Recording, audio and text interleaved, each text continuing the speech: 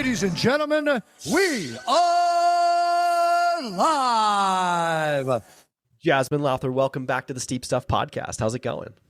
Hey James, I'm doing well. Yeah, I'm hanging over here in Canfranc, Spain, just prepping for Worlds. So it's a nice sunny day and I'm just in taper time, so I got lots to chill. Lots of time to chill. I'm so excited to catch up with you. It's been a crazy summer between I think we talked we talked the last time before Canyons, and then Speed Goat happened, and then OCC happened, and the Teton or the Grand happened, and it's like here we are, and yeah, it's been kind of a crazy summer for you. Yeah, it has. And I think going into it, I was kind of like, all right, the last bit of summer is going to be fully jam-packed, and I had no idea if I'd be able to pull it off. I so far am pulling it off, which is cool and crazy. I'm definitely doing a lot more shorter distance stuff than I usually would, so that's kind of the cool part about doing shorter distances is you can do more, more events, more performances, things like that. So, yeah, lots of learnings, lots of wild things have happened, and excited to talk about it. Sweet, sweet. Well, we'll get into it. The first thing I got to ask you is like, just between another amazing performance at Speed Goat, then you go and break the grand record, both supported and unsupported, and OCC, now go rolling in the Worlds. So far, of your experiences this summer, what stands out to you as far as like what you're the most proud of and what you're the most excited of from the summer? Oh, yeah, it's funny. Yeah, it's definitely been a little bit of a roller coaster for sure. I think going into Speed Goat, I wasn't fully training specifically for it. It was kind of like, hey, this is going to be a workout. I was seeing it more as prep for OCC. And I think that's when you're juggling. I was juggling a bit too many races and just like and adding in a FKT there, you start to have to deprioritize things. So it's like, okay, what does this actually mean to me? For me, Speed Goat, it was like, all right, this is going to be my workout. It's going to make sure that when I get to OCC, I'm going to be able to pull this off, because right now I'm distracted with the Grand, and that's a much shorter, more intense effort with technical and all like that. So, yeah, there's a lot of juggling. And at the end of the day, it's interesting. I initially, I think tackling the Grand and overcoming a lot of my fears around it, I will say, was definitely a moment of like I we'll get into the story there, but I was scared shitless, if I can say it, about tackling that FKT. And I had a moment earlier in the summer of just going up and down it. I was extremely tired, all these things, and was like kind of rock bottom, had dug myself into the well of low energy, went up the Grand and just had like not the best time up there, to be honest. And it just was a day that was not set up for success. And so with that, and then turning around and being able to do the Grand in the time that I did, I was like super stoked for myself, having that personal best on that mountain and actually feeling like connected to it and felt safe while doing it, and confident moving over the rock and everything like that. So that was a pretty cool, empowering moment. And I have a feeling, so, and then fast forward, I ran OCC. It also wasn't a super priority race, but I just had a really great time out there and it was super fun. And that's kind of the magic of being in Europe. You're on these crazy, beautiful trails and everyone is out. The energy is fire. Yeah, I just had a really great, fun race day. And then I have a feeling that this next race at Worlds, the course is just so rugged and wild, and I think it's going to be a magical day. It will definitely be an interesting race. So, yeah, I'll say the Grand was maybe like very empowering for myself. And OCC was one of those moments of like, yeah, I do really enjoy racing and I do enjoy this sport a lot. Um, and yeah, I think I'll stop there. But yeah, every race or every time that you put yourself in like those pushing yourself moments, you walk away with something new. So yeah, it's Special. cool. Very special summer so far. All right, let's talk about the Grand. I Yeah, feel like we can hop right into that one. This has absolutely. been a very special summer for the Grand in the sense of like it's been really cool to see like multiple now strong women like take Mhm. stabs at it and like both have Yeah. success, which has been so cool to see. Like I was a little worried, and like I'm not as close to it as say you guys are in a lot of ways, but my worry was that people were going to be conflicted after the Michelino situation, and nobody would want to touch that mountain. People wouldn't want to go for Yeah. fast times on it. And since then, we have, FKT is kind of, I don't want to say change their rhetoric on it, but now we have an old route and we have a new route. And Hmm. you were able to maybe tell that story, maybe talk about that, because I think you were integral in a lot of ways, both of you, to having the old route and then the new route established to where it's now a fully functioning thing on FKT.com. Totally. Yeah. Yeah. So for me, my journey with the Grand, I guess it started a few years ago. I learned about the Grand, the Tetons and everything, and it was like, oh, this is a really special place, you know. It's like whether you're in Jackson, Wyoming or Idaho on the other side, you drive over there, it's like a flat valley, and then it just rises up out of nowhere, and it's just like this big wave, and you very distinctly can tell which one is the Grand. And yeah, it's magic to anyone's eyes. So, and then last year, I was hanging out with Michelino when he did his whole thing, and I joked with him a few times, like, "Oh, maybe I'll just give it a crack," and you know. But it was also his thing at that time, and I was training for CCC, so I was kind of like, "All right, well, maybe in 2025, I'll see if I have the bandwidth and the availability to train for it."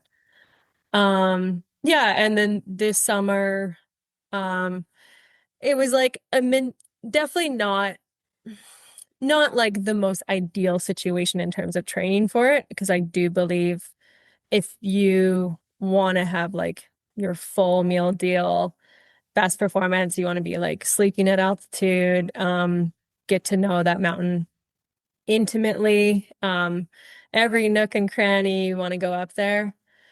And um, usually when you go up there at like a steady, decent pace, it's going to take you 6 hours, 6 or 7 hours up and down. Um, yeah, so I only had like 2.5, maybe 3 weeks kind of somewhat available for getting to know it and trying to put my timestamp on it and things like that. And then at the same time, also learning that a few other women were giving it the eye. So we had Jane Moss. Anna Gibson was actually quite interested.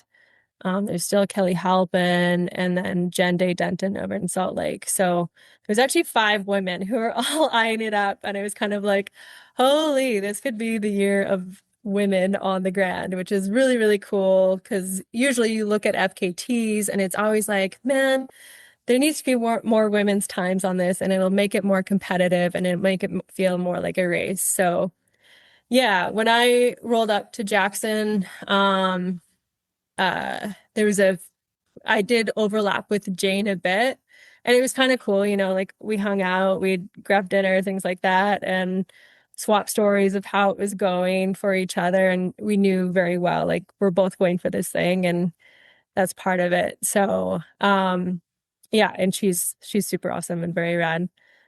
And yeah, so I was just gonna go do a workout up there, and some of the team around grabbing photos and things like that, they were going to be up there just grabbing some content and stuff like that. So they were already like stationed up on the mountain. Some of them were just going to run up and down it.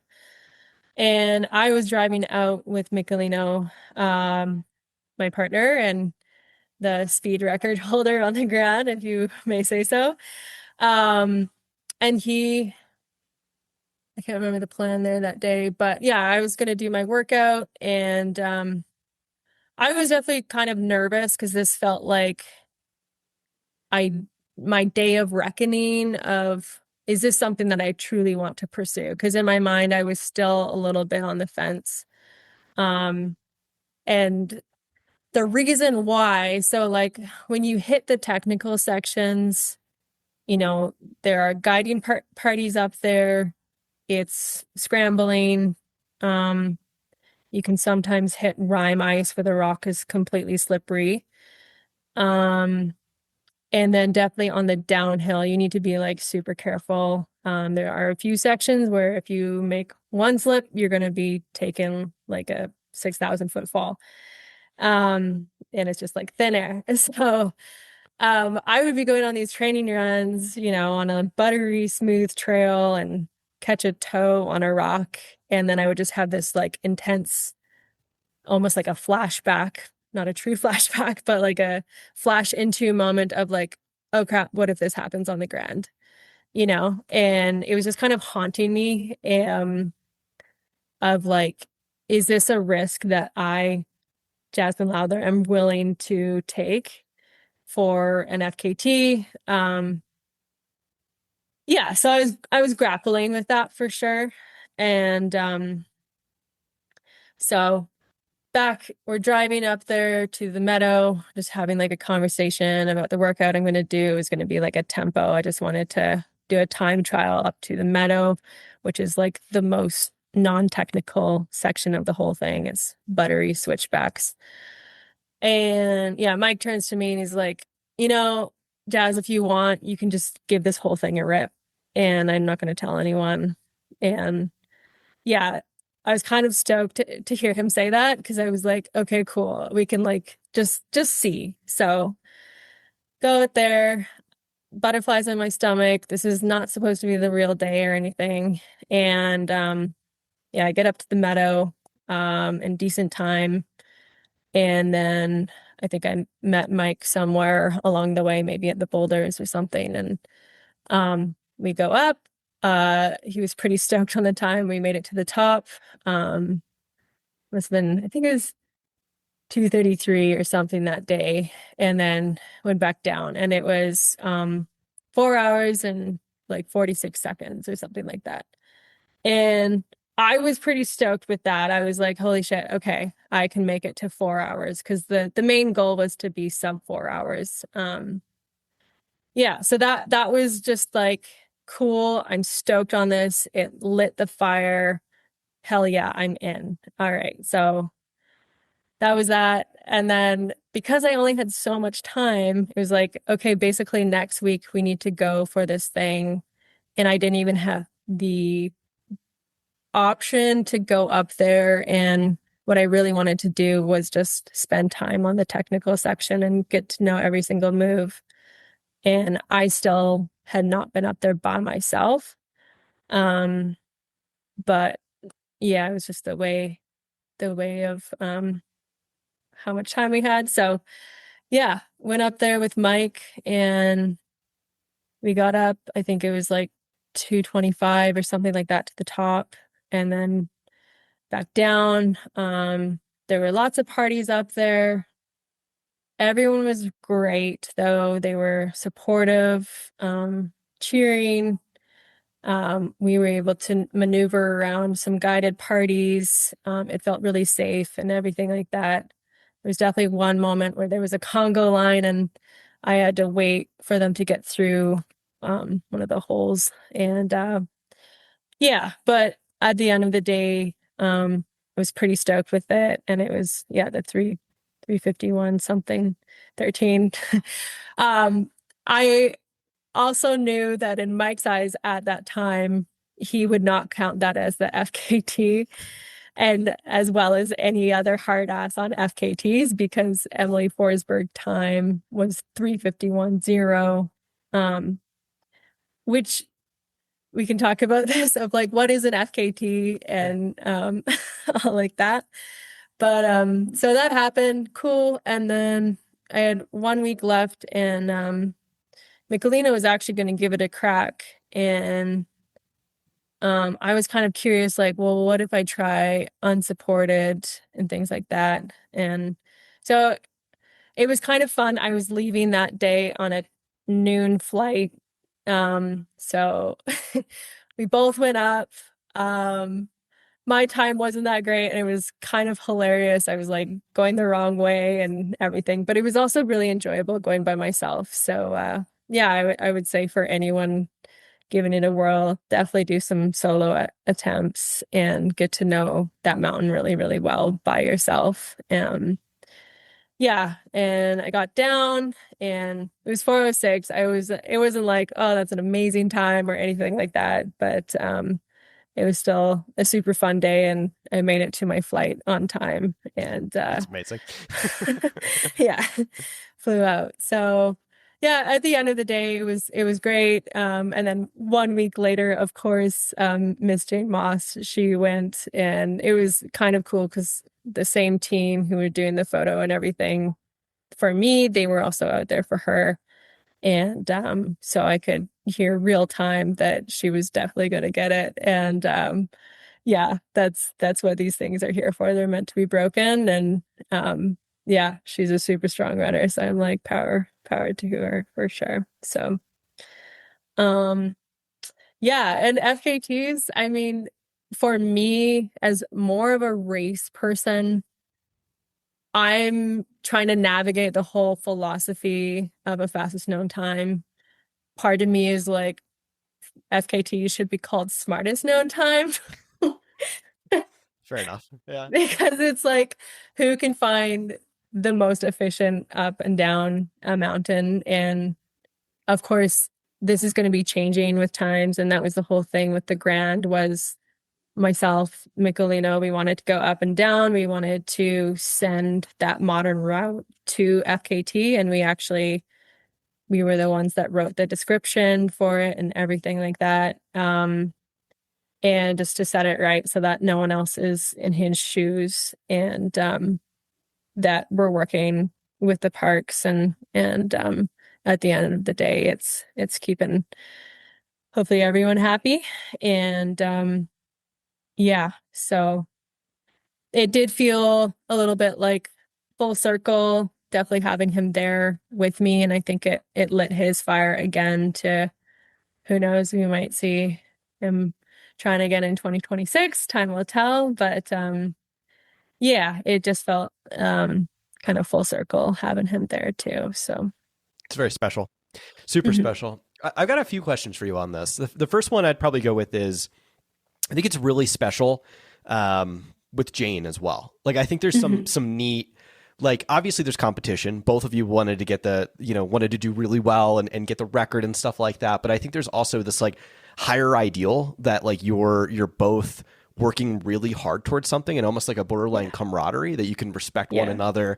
And I think that's like kind of the highest ideal in the sport, where, yes, there's a competitive factor, but it's still, there's this ultimate respect between, these competitors, that you don't have to hate one another. You have to, you can really be friends with these people because, they're also doing this really difficult thing too. It's kind of neat. It's different. yeah, no, it's super neat. And I mean, it was fascinating. We're both there at basically the same time.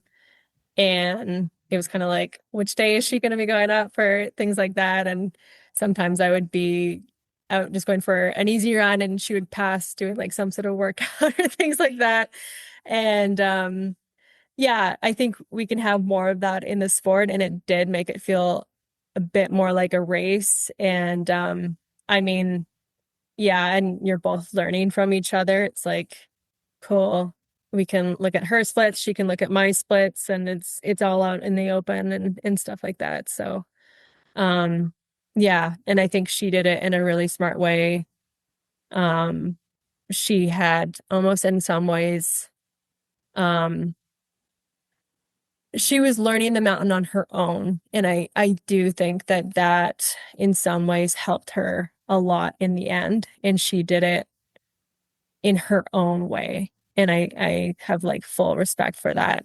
And yeah, I think Even on like the downhill, she took this one slightly different section, and it was like, oh yeah, that was a really smart move of her. So yeah, kudos to her for sure. Um, When you talk about being scared of certain sections or being scared of the route, you kind of alluded to in the beginning of the episode, was it more so some of the exposure and having to work around parties up high? I mean, that would scare me. Like when I look at some of the exposure that, and from the photos that like when Mike was running up there, I'm like, dude, oh my God. Like, yeah, it's just a little out there for me. Yeah. Was it more so fear of that, or you talk about it? Like, I'm very curious as to hear. Yeah, it was definitely the fear, the exposure, and making sure that I'm safe and everyone else is safe. So those three things. Um, it's one thing to go up there, with friends or just like nice cruisy, easy pace, but then adding speed in, it's like, all right, you need to be in control. And yeah, like it needs to be done really well, and you need to have 150% focus, and yeah, don't mess it up. Um, yeah, so I think um I guess yeah, that was eating away at me for sure. And at the end of the day, when I did that first practice run, I think it made me feel more at peace and calm with the whole situation. It was like, okay, I do actually feel confident that this can be done safely. And we did have a team of people basically up there, like giving the disclaimer, hey, there's this woman doing a speed record on this day. Um, just be aware. If you see her, like, if you don't mind just pausing, and she will move around you. And that's the main thing that we were asking of people, is like, we will move around you and make sure that everyone is safe. You're like in a good, secure position. And yeah. Um so I think that's just, I like, there's going to be certain mountains that is the reality, like Denali or Everest, or yeah, definitely the Grand. I'm sure there's more examples out there, but if we're all able to share the mountain for all the things that we're doing up there, then I think it can be done in a respectable way. But yeah. Do you think so one of the things, this is like one of the, and I sent this to Mike. I sent like the video clip to him just because it was very special. When I interviewed Anton, we talked about the Grand a little bit, and he gave Mike what I thought was like the highest compliment you could possibly give somebody, in the sense where, he really endeared himself in a lot of ways to the mountain and did everything he possibly could to learn every nook and cranny. When I talked to him before he did the effort last year, he was like, dude, I have names for my rocks, for the rocks going up. I'm like, you're a lunatic. Like, I was like, Yeah. what the hell? Do you think 2 to 3 weeks in the time frame that you did it is enough time? Or do you think if you were to go back and do it again, you'd go and spend more time out there and just like intimately learn it more? So that way you know every aspect of it. Not that you didn't already, because I personally think 2 to 3 weeks for you obviously worked. You were able to do it, but like, do you think you need more time out there? Absolutely. No, yeah, I think 2 to 3 weeks, it's not enough time whatsoever. Yeah, I think um there's a lot of different ways to get up that technical section, the upper saddle. Um, Even the day that I did it, I went a completely different way than I usually go. And I was like, oh God, well, we'll see if this goes. And it did. And part of me was like, oh, was that faster? Was that slower? I don't know. Yeah, yeah. I think 2 months would be great. And um is more specific training for it for sure. Um, yeah, I mean, Mike's been up there 50 times. And I think just being used to moving quickly over that type of terrain would help for sure. And just knowing the splits, everything like that, like the back of your hand. Yeah, boulder sections, and keep trying to go with like that learner eye, almost like a childlike eye of just being totally open to different possibilities, which I do believe Mike did that a lot with his attempt and everything. He would try different things all the time. And yeah, I just didn't have that resource availability to me. So yeah. Do you think you'll go back? Is that like a possibility for 2026 maybe? It's definitely on the table for sure. Yeah. Yeah. It's definitely on the table. And I think it'd be really cool, you know, sleep up there a few times and just that was one of the things. Like I work with a sports therapist, a psychologist, and yeah, his main thing was like get to know it. And, you know, spend time. You're gonna be dancing with it. So I think that mountain deserves every morsel of respect you can give it. So yeah, it's right now trying to work the race schedule so that it can work. That's So true. we'll That's see. true. Yeah, you're also very busy on that front as well. All right, let's shift gears and talk a little bit of OCC before we get to Worlds.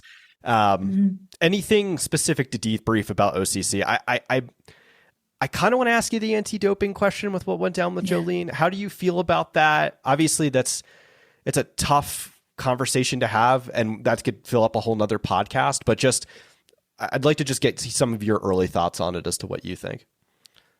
Yeah, yeah, the hot topic. No,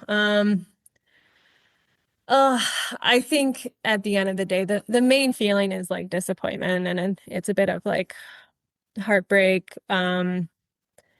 Yeah, it's just so unfortunate, everything for everyone. And I feel for especially the three women who would have been standing on the podium. And um I don't, the thing with the Kenyans is that it's really hard for me to grapple with is like, all right, this has been happening again and again and again.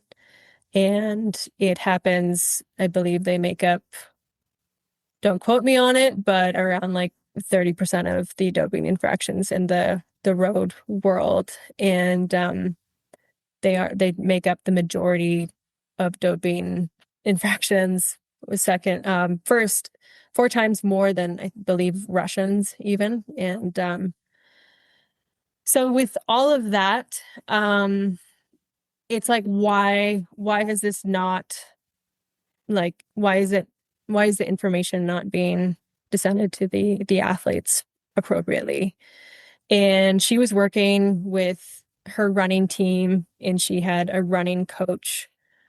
And on that running team, there were two doping violations in 2024 as well. So for me, there's just a lot of red flags there that are hard to get past. And, you know, the coach put out on social media that they had education and things and that they did their due diligence. And yet it's like, okay, she's still, as per her story, had a knee issue and went into the city, saw a doctor who recommended her to get an injection of a drug that, yes, is anti-inflammatory, but is also used and was used widely, where it changes your metabolism of how you actually use glucose. So it's not just an anti-inflammatory, it actually improves your performance. Um, and it will be interesting if UTMB will release her results from OCC as well, because I believe that drug can stay in your body if injected into muscle for 60 days. So yeah, it's really, really hard. But if she were from any other country, if she was from Canada, if she was from Norway, the States, the sanction should be the same across the board. And um, you know, I think Solomon could have done more in terms of preventing and making sure she had the education and, you know, did they see any red or yellow flags before and prior? I don't know. And this is also where like they get to walk away, um, who knows, mostly unscathed, or I don't know if they see this as like it's damage to their brand as well. Um, yeah, and then the coach, and it's like, okay, what was going on there? I don't, it's all behind closed doors, and it raises a lot of questions, and it can make people feel pretty uncomfortable. You know, she's a mom and like living in, I don't know if she's in poverty or all of those things, but it's not not fun for everyone is the main thing. But I do know that it does take away opportunities from the athletes who should have been standing on the podium, and that's not fair. Um, so yeah, I think everyone needs to be doing better. Um, and definitely for Kenya to be like seeing this as a warning for sure. So I think that was a beautiful answer and very thoughtful. And there's a lot of good information in there. So I appreciate you being candid and talking about it. It's a tough thing to talk about. I know, I've had this conversation with a lot of athletes, and some people choose to not talk about it. Some people choose to be very open. So it's an interesting thing. The reason I ask you is because you in a lot of ways were personally affected in the sense that you were in the top 10 at OCC, and that bumps you up a spot. And I don't know what your situation is like, but I know for a lot of people, like, there's bonuses wrapped up in these things and monetary stuff, and it gets complicated. So yeah. I appreciate your candidness. Yeah. No, a lot of athletes are talking about it, and I think for trail runners, it's just like really hitting home. Like, wow, this has happened now a number of times, and we want to keep our sport clean. Yeah. And yeah, it's like, okay, everyone, let's really do our best. Like even this week, it's like, is someone having like issues sleeping in our chalet? Okay, let's look at the drugs that you're safe to take, and everyone is doing that. And yeah, I just hope that we can all look out for each other. So I love it. I love it. All right, let's talk worlds. The reason we're here, obviously amongst a lot of other things, but I am really excited for next week, as I think you guys all are. I think the first things first is I got to ask you the question. I think there's a lot of folks that take immense pride in representing their country. What does that mean to you to represent Team Canada? Yeah, it's something new, and it's very it does feel like it elevates it in this way, kind of parallels the Olympics, and it's pretty special. I mean, it's a different way of competing. In some ways, there's a team aspect as well.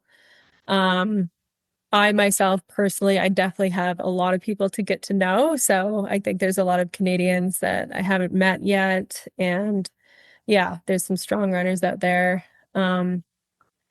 Yeah, so it's kind of cool. I've always thought about like when will be the day that I'm wearing the Canadian flag or things like that. But yeah, I guess next week we'll get to do that, and yeah, some maple leaf magic for everyone. So yeah, it's gonna be pretty fun. Super cool. What is what do they have you guys doing? Like, do they set you up with like a media schedule and all the stuff that you guys have to do pre-race? Like, is there a lot of like things involved with that, or is it pretty much like whatever you guys want to do pre-race? Like, how does that work? Is there like stipulations and stuff you gotta like go through? Yeah, so this is my first year going through the whole this whole thing. And as far as I understand, there are some ceremonies, and I believe we're either walking down the street and we got some flags and we're all decked out. And I'm not sure how many countries are attending. It's a fair number, 20, 30, maybe 40. But anyways, somewhere in there, and it'll be cool to see, like Australia, New Zealand, all over Europe, Asia, the Americas. So yeah, it's kind of wild, and I think there's going to be a lot of people that we're not used to competing against. It's not just another UTMB. I truly do think there's going to be a lot of dark horses, some really strong runners, especially running on these trails, very technical, things like that. So yeah, it's really interesting whether it's going to be like the usuals. Is it going to be like the Jim Walmsleys and Katie Scheids who still rise to the top, or like are they going to be fighting tooth and nail with someone that we're not familiar with at all? So yeah, there's a lot of presentations, things like that. And then definitely some of the processes are, it seems like a little bit more strict. Like before the race, we're all in this room. They're like going through our kit, things like that. You know, it's only elites racing. There are no recreational runners.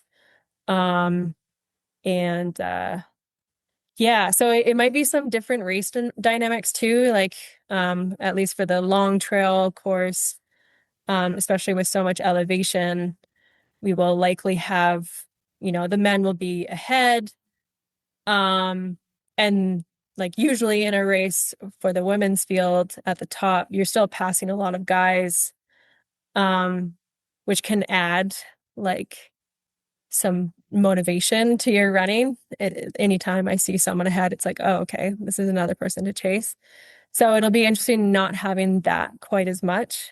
If that changes things, I don't know. Yeah. So yeah, there's definitely going to be some differences for sure. Interesting. Can you, so course itself for the listeners, 50-ish miles, 18,000 feet-ish of vert, somewhere in that ballpark. Yeah. What's your immediate like reaction to the course? I know I've heard technical. I've heard basically that's what I've heard is just different and technical is what people have told me. Yeah. I haven't seen it with my own eyes, so you paint the picture then. Yeah. Yeah. Yeah, it's gonna be different than any other race I've ever heard of for sure. So reason why is a lot of it is not on trail, like at all. You're like literally going through grass, you're going through fields.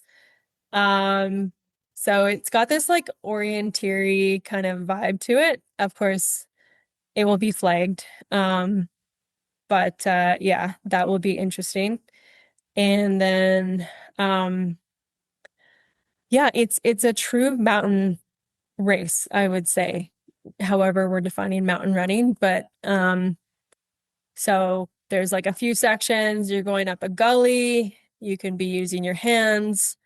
The rock is still pretty loose, so yeah, usually in North America, this would not be in a regular trail race. It's like, wow, this is something I would do with my friends, but I haven't raced this before. It's kind of got that sky running vibe to it, and we're gonna have to be careful to not be putting rocks down on each other, things like that.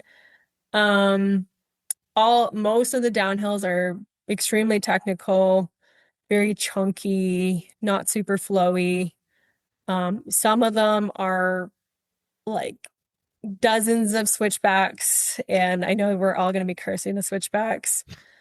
Um, yeah, and then there's like some sections where it's like full rock and you're just again, there's like no trail or anything. So very wild. I think it's going to be very mentally stimulating slash draining. So near the end of the 50 miles, that's where like yeah, if you're not fueling or anything and you're not stoked about it, like that's going to start to chew you up for sure. I think any fast, smooth runners, they might struggle on this course. So I think really the technical runners are going to shine, and those who are used to like this is going to run like 100K or 120K race. It's definitely not, I wouldn't just consider it a 50 miler. It's going to be slow. Um, Yeah, and then we'll also see is how their course marshaling. I think a lot of the North Americans are really curious about that aspect because there are so many switchbacks, and every time there's also a trail that goes straight through them all. Oh Christ! Here we go. Here we go. So, I think we're all kind of like okay, how are we going to make this fair? Like, you either need to say absolutely not, and I don't know if they're going to be checking GPX files or anything like that because it's very normal and accepted in Europe to just take the straight line. Yeah. Um, yeah. So, and that would shave off a lot of time for sure. So yeah. Um, yeah, we're hoping they bring that up and hopefully we don't see people cutting corners if that's the rule. Yeah. I hope they listen, like in the sense where they're open to, okay, like there's potential here for, and it shouldn't be open for interpretation is what I'm trying to get at. It should be very, very black and white. Yeah. How does it work with like mandatory kits for you guys? Like, do they make you have, like, I know UTMB is like very well known for, oh, you got to bring your cold gear pants and all that mumbo jumbo. Like, do you guys have to have like all this mandatory stuff in your pack that they'll like check and stuff like that? Yeah, we do. And honestly, this is kind of like the first race, especially if it was a stormy weather day, I would be like, we 100% should have all that gear. Yeah, right now the weather is looking okay, so knock on wood, but if it were stormy and if people were out there for 12 plus hours, yeah, it's definitely an area that you would want to have your space blanket and pants and everything. So yeah, it's similar to UTMB in terms of requirements. And it sounds like they will be checking everyone's kit and literally weighing the jackets and yeah, it sounds like in the past there has been things, yeah, people trying to get around it and putting nickels and dimes in their pockets and things like that. So, yeah.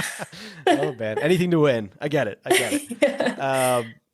Really cool. You posted a really neat. I'm a big animal guy. I always love the animal stuff, like with local wildlife. I'll tell you a funny story. When I used to live in South Florida, we had wild pigs everywhere, and I went to jump over a down palm tree one time on a trail, and I literally landed on top of a wild pig that's like that got freaked out and then chased me for like a few yards, scared the living daylights out of me. You had a similar experience. I don't think you were chased though. Like that was a much bigger pig than the one I saw. What was that experience like? Yeah. So I didn't even think they had pigs here, but I guess they do. So yeah, it was like really, it was a back-to-back day, so I was super tired and kind of out of it and just by myself and like crested this hill, put my foot down and wasn't really paying attention and there was like a big black blob in my periphery, like only a foot or two away from me. And like my mind was starting to work and trying to figure out this puzzle of what it was. And then it started moving. And first I thought it was like a dead body. And then I was like, holy shit, this thing is alive. And then I was like, oh my God, this is a wild boar. Like I almost stepped on it. And then I kind of like shrieked and then it got up and was super spooked and we both just like bolted opposite ways. And then I like had my running poles out ready and To fight ran this. for a tree. Yeah. Dude, they're mean. Like they can be mean. Yeah. Yeah. Yeah, because I remember a while back I moved to New Zealand and I used to have like nightmares about like having to defend myself against wild boars. Yeah, but this guy he like went 20 feet away, stopped, and then was just like checking me out, and then I was doing the same thing, and then we both pieced out. So yeah, it was. But if I had actually stepped on him, who knows? I might have been in the same shoes as you. So Yeah, terrifying. I thought when I looked at the story, I was like, "Is that a bear?" I'm like looking at it, I'm like trying to like zoom in. Yeah. I'm like, "Holy shit, it's a wild boar!" Like you don't It's a see wild too. boar. Yeah, it's all Yeah, too I dinner. did not know. Yeah. Yeah. So far, people have like, there's like the wild cow, there's like the Highland cows everywhere. And, as runners, you do need to be careful and like pay them respects. So, oftentimes they'll like go way off trail and around them. And, I have been charged by the cows before. And then I think just recently, like Sarah Alonso got literally like trampled or something. And yeah, really, really scary. So there's that, the cows see you and they just kind of stare and you're like, okay, you'll go around. And then also the sheep, sheep are great. But then sometimes there's sheepdogs like hidden inside the herd of sheep, and then they'll come at you. And like I ran into Martina and Emily Schmidt, and yeah, they said they got like followed by three of those dogs, and they're like snarling and barking and stuff.